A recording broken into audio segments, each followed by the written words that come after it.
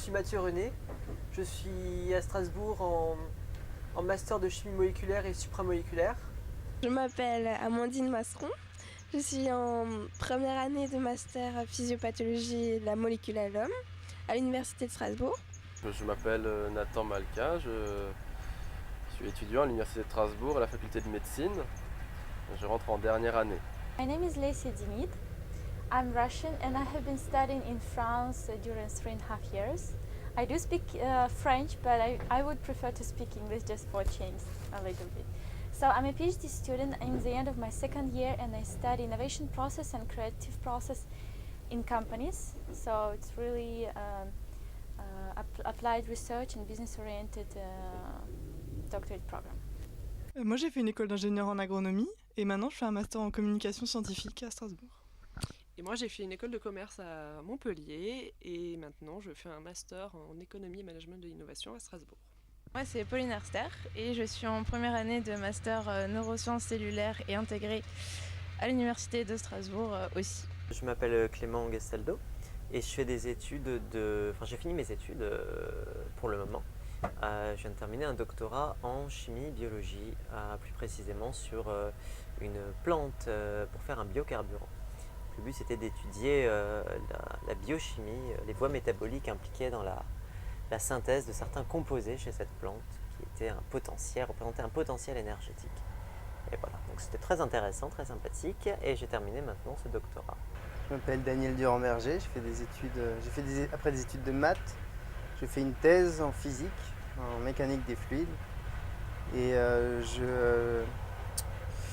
j'implémente un générateur de maillage automatique pour résoudre l'équation de Navier-Stokes. Voilà.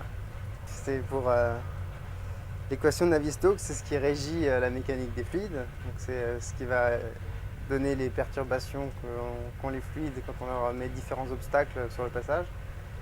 Et cette équation est mathématiquement trop difficile pour être résolue avec un papier et un crayon. Du coup, il faut y aller avec des ordinateurs très puissants, en grand nombre, etc. Et on obtient avec ça seulement une réponse approchée. Quand on a une réponse approchée, on choisit l'endroit où on a les réponses. Et cet endroit, ça fait un maillage. Il faut l'adapter à chaque cas. Et c'est pour ça que moi, je génère automatiquement les maillages pour faire gagner du temps à l'utilisateur. C'est Gabriella Pasti. Je suis étudiante en biologie. Je passe en troisième année de thèse maintenant à l'IGBMC. Et à côté de mes études, en doctorat, à côté de mes recherches, j'aime bien m'occuper de la communication scientifique pratiquement depuis 10 ans, depuis le début de mes études universitaires. Donc je fais plusieurs trucs, je rédige, j'organise les événements et bien sûr je participe aux événements et c'est pourquoi je suis tellement contente de pouvoir participer à cet événement aussi. Moi c'est Ibrahim et je fais des études de droit. Donc je suis en droit des énergies et du développement durable.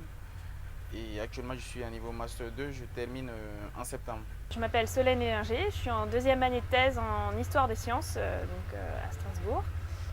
J'avais fait un master en histoire et médiation des sciences, donc j'avais la médiation c'est quelque chose qui me plaisait et c'est vrai que durant ma thèse j'avais pas trop l'occasion de travailler là-dessus et je trouvais que c'était une bonne opportunité et que c'était original comme démarche. I love adventures and I'm quite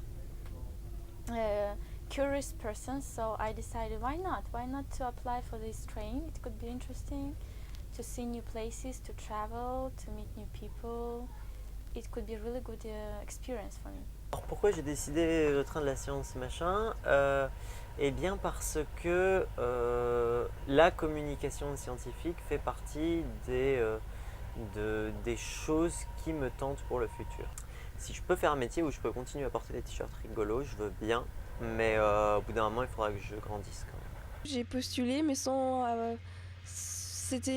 J'avais très envie mais en même temps je savais pas du tout à quoi m'attendre.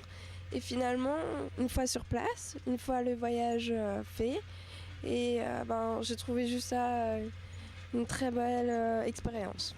En fait, la première fois que j'en ai entendu parler, c'est un ami qui m'en a parlé parce que je n'avais pas du tout consulté le mail en question. Et oui, c'est un ami qui m'en a parlé, donc du coup j'ai trouvé ça plutôt innovant. Je me suis dit, un train de la science, c'est... Ouf, de quoi est-ce que ça peut pouvoir parler? Et voilà, du coup, je me suis dit, pourquoi pas. J'ai toujours aimé la vulgarisation scientifique parce que en fait, j'aime profondément être compris. Et je suis dans un domaine où je fais des choses qui parfois semblent en tout cas difficiles à la plupart des gens. Du coup, j'ai toujours besoin de faire beaucoup d'efforts pour m'expliquer et à force, on finit par le faire d'une certaine manière. Et je pense que c'est parfois bon, parfois mauvais. J'aime toujours chercher le meilleur moyen d'exprimer les choses simplement et de manière ludique. C'est d'ailleurs pour ça aussi que dans ma thèse, j'utilise des Legos pour illustrer le manuscrit. C'est plus attrayant et ça accroche, et ça a l'air plus simple du coup. C'est comme ça que je me suis fait embaucher auprès de Camille. Je dis ce serait bien que celui qui utilise les Legos, ou plutôt que les Legos reviennent à leur pays d'origine. Dans le cadre de mon master, la communication scientifique, je pense qu'ESOF c'était complètement approprié parce qu'en termes de communication scientifique, c'est pile dedans. Et Copenhague, voilà. Pour ma part, moi je trouvais que j'avais un profil atypique, du coup je voulais un peu me différencier par rapport aux scientifiques et donc amener quelque chose de supplémentaire, un petit bonus, et aussi pour Copenhague puisque je connais pas Copenhague. J'ai reçu ce mail par hasard parce que j'étais à l'université de Strasbourg, mais c'est-à-dire que j'ai prêté plus d'attention sans forcément m'en rendre compte et je me suis dit tiens ça pourrait être une bonne expérience de partir à l'étranger dans un congrès scientifique auquel on a peu l'habitude d'assister en France. Les étudiants on est peu conviés à ce genre d'événement. D'avoir des perspectives un peu sur des recherches qui se font pas forcément dans mes domaines d'intérêt, donc ça permet de s'ouvrir aussi un peu. Moi comme tous j'ai bien sûr reçu le mail et donc ça m'a tout de suite intéressée. Et je trouvais que c'était une bonne idée de faire donc un slam science. Et puis pour moi qui suis un peu plutôt timide, enfin comme tout le monde l'a pu le voir, je trouvais que c'était un bon défi pour moi de pouvoir faire cette expérience et de pouvoir présenter quelque chose à l'oral. Voilà. J'avais jamais fait de théâtre avant. Du coup, c'était une première expérience. Et moi, ça m'a... Au début, j'avais plutôt du stress, oui. Parce que en même temps, il fallait parler en anglais. J'avais jamais fait de théâtre en français. Donc en anglais, c'était quelque chose d'autre encore. Et oui, du coup, ça a vraiment été spécial. Et en plus, j'étais le premier à monter sur la scène. Donc j'ai eu un peu mon moment de solitude, je pense. Mais ça va. Au final, je m'en suis bien sorti. Je suis content. Comme la plupart des gens du groupe, moi j'avais pas d'expérience de théâtre classique, j'en ai pas. C'est un milieu que je connais peu, je connais en tant que spectateur, je connais des gens qui en font, mais voilà. Mais par contre, voilà, l'improvisation, ça permet facilement de négocier avec l'imprévu, de ne pas avoir peur de ce qui peut se passer, de se fixer de nouveaux défis. Et c'est l'acceptation d'aller sur scène avec rien. À partir du moment où on a passé ce cap de dire je vais sur scène, je vais tenir 1h30 de spectacle avec d'autres gens, mais voilà, on va tous y aller avec rien. Je pense qu'à partir de là, on a une grande aisance qui se développe ensuite. Je suis toujours comme toi de l'autre côté de l'objectif. Et je suis jamais monté sur scène ni rien. Par contre, je me fais souvent remarquer par derrière en disant des conneries, mais je suis jamais devant. Moi j'aime beaucoup être sur scène, donc c'était plus du plaisir qu'autre chose. C'était vraiment sympa, enfin moi j'ai bien aimé en tout cas, c'est une bonne expérience. Bah moi vu que j'avais des rôles secondaires avec une boîte en carton sur la tête, on peut pas dire que j'étais très stressée, mais c'était nouveau, c'était cool. Alors vers mes 14 ans j'ai fait une année d'introduction au théâtre. J'ai pas trop accroché, mais je trouve que d'associer théâtre et science est un bon moyen d'expression qui est vachement plus libérateur que de rester derrière ces textes, ces livres et ces projets scientifiques qui sont assez carrés et peut-être un peu trop studieux dans notre contexte universitaire. I never participated in any kind of presentation or theater, but I was very curious to know what is that, what kind of experience can it bring, because I even talked with some of my friends who told me that like you never tried it, so maybe you try it and you will find some new in yourself. So, and yes, I can say that after our presentation, after our theater, it was completely new experience for me and I love it. J'ai jamais fait de théâtre avant, mais comme je suis en master, je dois donner des petites conférences de temps en temps. Et je me rends compte que je suis toujours un peu stressé de parler. Alors je me suis dit que finalement, pourquoi pas faire un peu de théâtre, ça pourrait me donner un peu d'aisance à l'oral, quelque chose comme ça. Et puis finalement, je trouve ça amusant. J'ai beaucoup aimé le théâtre. C'était l'idée, ce qu'on est arrivé à réaliser, c'était une idée d'un petit peu tout le monde, on a incorporé dans l'esprit socialiste les idées de tout le monde. Donc l'objectivité, c'est venu de chez moi, c'était une idée depuis longtemps de chez moi. Et en fait, j'ai beaucoup aimé mettre ensemble vidéo.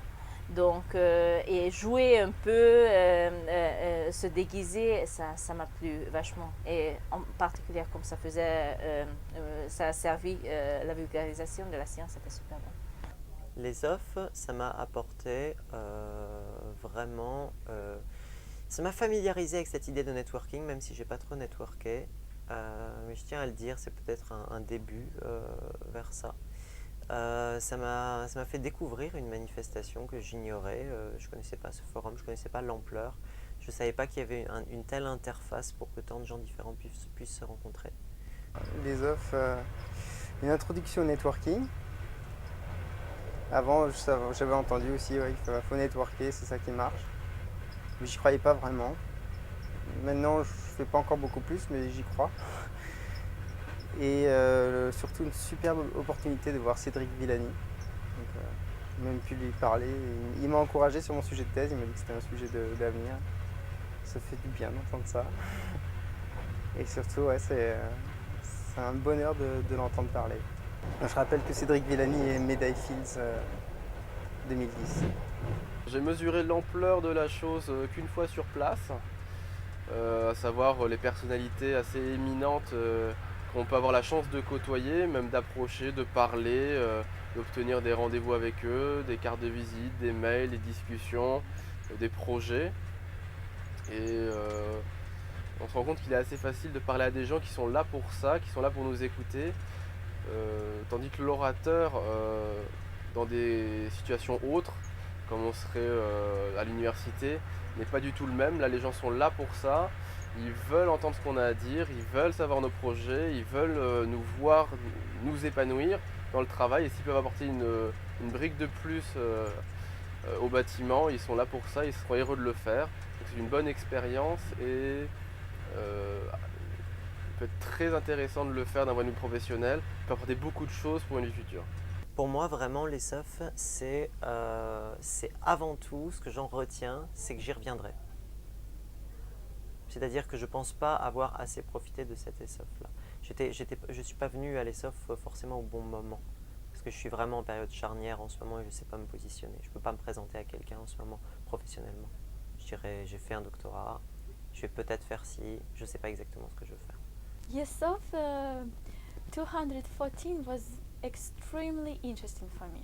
First, because there was a lot of presentation, especially on my field. I participated in all conferences.